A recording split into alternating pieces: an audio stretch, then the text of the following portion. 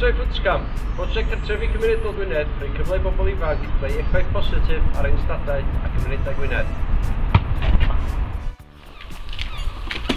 Yn Gaernarfon, Diwrnod.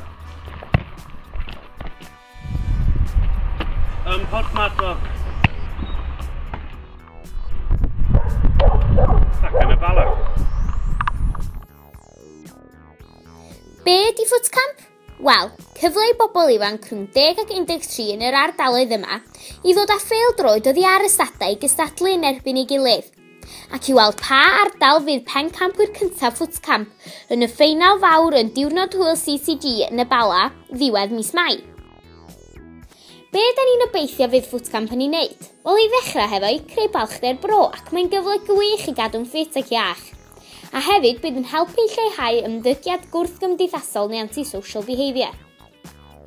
Os ydych chi eisiau bod yn rhan o FFWT-CAMP eich ardal chi, mae eich wardyn cymunedol lleol eisiau clywed gennych. Bydd sesiynau hyfforddi yn cael eu cynnal unwaith yr wythnos am 5 wythnos cyn y ffeinal fawr yn Bala ar y 10 o Fai 2013.